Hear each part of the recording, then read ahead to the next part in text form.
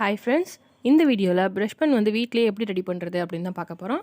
இந்த மாதிரி வீடியோஸ்லாம் தொடர்ந்து பார்க்க நம்ம சேனலை சப்ஸ்கிரைப் பண்ணி பெல் ஐக்கான் கிளிக் பண்ணி ஆல் நோட்டிஃபிகேஷன் கிளிக் பண்ணிக்கோங்க. அப்போ தான் வீடியோஸ்லாம் போஸ்ட் பண்ண உடனே உங்களுக்கு நோட்டிஃபிகேஷன் வரும்.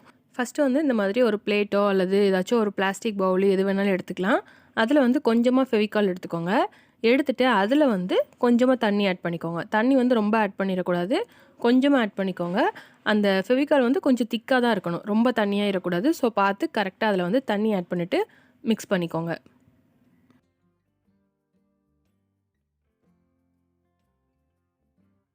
இந்த மாதிரி நல்லா மிக்ஸ் பண்ணதுக்கப்புறமா நம்ம விளக்குக்கு வந்து திரி போடுவோம்ல, பஞ்சு திரி, அது வந்து எடுத்திருக்கேன். அதில் வந்து 2 எடுத்துக்கோங்க. 2 எடுத்து சேர்த்து வச்சு கையில் இந்த மாதிரி தேய்ச்சிக்கோங்க. அப்போ வந்து 2ம் சேர்ந்து ஒரே இதாயிரும். இதை வந்து அந்த ஃபெவிகாலும் வாட்டரும் மிக்ஸ் பண்ணியிருக்கோம்ல, அதில் வந்து வச்சுருங்க. அப்போ அந்த பஞ்சு திரி வந்து அந்த ஃபெவிகாலையும் வாட்டரையும் உறிஞ்சிரும். ஸோ அது வந்து நல்லா உறிஞ்சி அந்த திரியில் எல்லா இடத்துலையும் அது வந்து படுற மாதிரி பார்த்துக்கோங்க.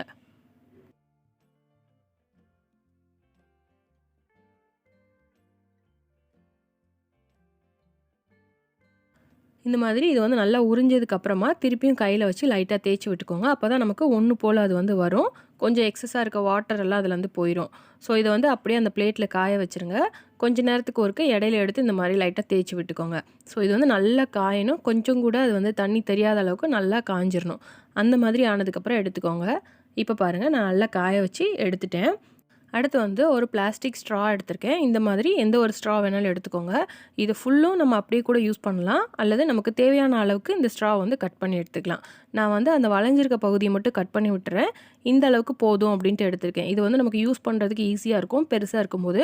ஸோ சின்னதாக வேணும் அப்படின்னா நீங்கள் சின்னதாக கூட கட் பண்ணிக்கலாம். இதில் வந்து ஒரு விளிம்பில் மட்டும் அந்த ஸ்ட்ராவை கொஞ்சம் தூரத்துக்கு கட் பண்ணி விட்டுருங்க. அடுத்து நம்ம பஞ்சு திரியிலேருந்து ரெடி பண்ணியிருக்கோம்ல, அதில் வந்து பாதியை கட் பண்ணி எடுத்துக்கோங்க. அதை வந்து நல்லா ஒருக்க தேய்ச்சி விட்டுட்டு நம்ம ஒரு சைடு கட் பண்ணி விட்டுருக்கோம்ல, அந்த சைடு வச்சு அந்த ஸ்ட்ராவை சேர்த்து நல்லா அந்த திரியோட கரெக்டாக பிடிக்கிற மாதிரி அதை வந்து மடக்கி விட்டுக்கோங்க. அடுத்து டிரான்ஸ்பரண்ட் செல்லோ டேப் யூஸ் பண்ணி அதை வந்து நல்லா டைட்டாக அந்த திரியையும் ஸ்ட்ராவையும் சேர்த்து வச்சு ஒட்டிடுங்க. அதில் வந்து கேப் இல்லாமல் கரெக்டாக அந்த ஸ்ட்ரா வந்து அந்த திரியோட அளவுக்கு ஏற்ற மாதிரி மாறின மாதிரி அதை நல்லா மடக்கி விட்டு நல்லா செல்லோ டேப் வச்சு அதை வந்து ஒட்டிடுங்க. அந்த திரியிலையும் லைட்டாக கொஞ்சம் செல்லோ டேப் இருக்கிற மாதிரியும், அந்த கட் பண்ண இடத்துல முடிஞ்சு கொஞ்சம் தூரத்துக்கு கீழேயும் அந்த செல்லோ டேப் இருக்கிற மாதிரி பார்த்து ஒட்டிக்கோங்க. அப்போ தான் நம்ம வந்து இங்க் ஃபில் பண்ணும்போது நமக்கு வந்து வெளியில் வராமல் இருக்கும். ஸோ அதனால் இந்த மாதிரி நல்லா ஒட்டிக்கோங்க. அடுத்து வந்து அந்த திரியில் ரொம்ப ஷார்ப்பாக ஒல்லியாக இல்லாமல் அதை வந்து கொஞ்சம் கட் பண்ணி விட்டுக்கோங்க. அப்போ தான் நமக்கு எழுதும்போது கரெக்டாக இருக்கும். ஸோ அதனால் இந்த மாதிரி கட் பண்ணி இதை ரெடி பண்ணிக்கோங்க. அடுத்து வந்து இதில் இங்க் ஆட் பண்ணணும். ஸோ அதுக்கு வந்து நான் பெயிண்ட்டும் கொஞ்சம் தண்ணியும் மிக்ஸ் பண்ணி எடுத்திருக்கேன். இதை வந்து அந்த ஸ்ட்ராவில் வந்து ஆட் பண்ணிக்கோங்க. இதில் வந்து அந்த ஸ்ட்ரா ஃபுல்லுமே நீங்கள் வந்து இங்க்கு ஃபில் பண்ணிவிட்டு பின்னாடி செல்லோ டேப் ஒட்டிட்டு கூட யூஸ் பண்ணிக்கலாம், அல்லது பாதி மட்டும் ஃபில் பண்ணிவிட்டு பின்னாடி ஒட்டாமல் கூட அப்படியே யூஸ் பண்ணலாம். நான் வந்து பின்னாடி ஒட்டாமல் அப்படியே தான் யூஸ் பண்ணுறேன். நம்ம பாதி மட்டும் ஃபில் பண்ணுறதுனால நமக்கு டக்குன்னு கொட்டவும் செய்யாது. ஸோ அதனால் அப்படியே கூட நம்ம யூஸ் பண்ணிக்கலாம். இப்போ இதை யூஸ் பண்ணி நான் உங்களுக்கு எழுதி காட்டுறேன் பாருங்கள். பின்னாடி வந்து நான் ஒட்டலை, ஆனால் இங்க் வந்து கீழே கொட்டவும் செய்யலை பாருங்கள். ஆனால் இதில் ஒன்று என்ன பண்ணிட்டேன் அப்படின்னா, நான் வந்து கலர் வந்து ரொம்ப லைட் கலராக ஆட் பண்ணிட்டேன். ஸோ அதனால் தெரியல. அடுத்து வந்து திருப்பியும் அதில் வந்து பிளாக் கலர் ஆட் பண்ணிட்டேன். ஸோ கீழே பிளாக் கலரில் வந்ததுக்கப்புறமா இதை வந்து எழுதுங்க. இப்போ பாருங்கள், சூப்பராக அழகாக பிளாக் கலரில் எழுதுது பார்த்தீங்களா? நமக்கு பின்னாடி அது கொட்டவும் செய்யலை, அதே நேரத்தில் அழகாக எழுதவும் செய்யுது. ஸோ இந்த மாதிரி ஈஸியாக ஒரு பஞ்சு திரியும் பிளாஸ்டிக் ஸ்ட்ரா வச்சு நீங்கள் அழகாக ரெடி பண்ணலாம். கலர் மட்டும் கொஞ்சம் நல்லா திக்காக டார்க்காக ரெடி பண்ணிக்கோங்க. அப்போ வந்து நீங்கள் எழுதும்போது அழகாக உங்களுக்கு வந்து லெட்டர்ஸ் தெரியும். இந்த மாதிரி நம்ம எந்த ஒரு கலர் வேணாலும் ரெடி பண்ணிக்கலாம். அழகாக ஸ்ட்ராலேயே செஞ்சு நீங்கள் வந்து கலர் பண்ணிக்கலாம்.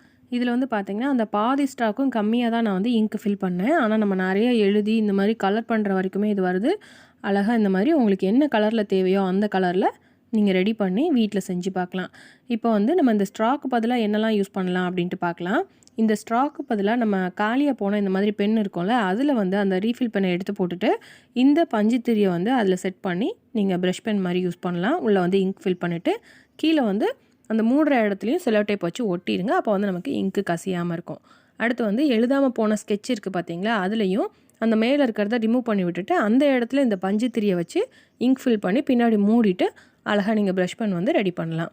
அடுத்ததாக பார்த்தீங்கன்னா இந்த மாதிரி காலியாக போனால் ஃபெவிகால் பாட்டில் கூட எடுத்துக்கலாம். ஏன்னா முன்னாடி வந்து அந்த கூம்பா அந்த எழுதுகிற மாதிரி இருக்குல்ல, ஸோ அதனால் அந்த இடத்துல இந்த பஞ்சு திரியை ஆட் பண்ணிவிட்டு உள்ளே வந்து நீங்கள் இங்க் ஆட் பண்ணி அந்த பாட்டிலை மூடிட்டு ப்ரஷ் பென் மாதிரி இதையுமே யூஸ் பண்ணலாம்.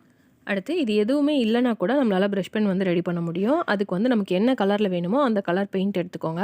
அதை வந்து இந்த மாதிரி பிளாஸ்டிக் மூடியிலையோ அல்லது ஏதாவது ஒரு பவுல்லையோ கொஞ்சமாக எடுத்துக்கோங்க. அந்த பெயிண்ட்டை எடுத்துகிட்டு அதில் கொஞ்சமாக தண்ணி ஆட் பண்ணி மிக்ஸ் பண்ணிக்கோங்க. ரொம்ப தண்ணியாயிடக்கூடாது. ஓரளவுக்கு திக்காக இருக்கிற மாதிரியே பார்த்து ரெடி பண்ணிக்கோங்க. அடுத்து வந்து நம்ம இயரிங் பட்ஸ் எடுத்துக்கலாம். இந்த இயரிங் பட்ஸை யூஸ் பண்ணி நம்ம ரெடி பண்ணி வச்சுருக்க இங்க்கில் தொட்டு தொட்டு அழகாக நம்ம வந்து ப்ரஷ் பென் மாதிரியே எழுதலாம். இப்போ வந்து நான் எழுதி காட்டுறேன் பாருங்கள். சூப்பராக அழகாக வந்திருக்கு.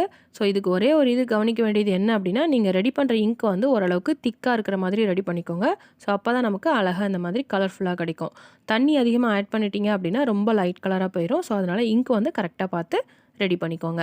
ஸோ இந்த மாதிரி ப்ரஷ் பென் வந்து நீங்களும் வீட்டிலேயே ட்ரை பண்ணி பார்க்கலாம். உங்ககிட்ட என்ன மெட்டீரியல் அவைலபிளாக இருக்கோ நம்ம வீடியோவில் காமிச்ச மாதிரி ஏதாவது ஒரு இதில் நீங்களும் ட்ரை பண்ணி பார்க்கலாம். ஸோ கண்டிப்பாக ட்ரை பண்ணி பாருங்கள். இந்த வீடியோ உங்களுக்கு பிடிச்சிருந்தா லைக் பண்ணுங்கள். உங்கள் ஃப்ரெண்ட்ஸ் அண்ட் ஃபேமிலிக்கு ஷேர் பண்ணுங்கள். இந்த ப்ரஷ் பென் எப்படி இருக்குது அப்படின்னு மறக்காமல் கமெண்ட் பண்ணுங்கள். நெக்ஸ்ட் கிராஃப்ட் வீடியோவில் பார்க்கலாம். தேங்க்யூ.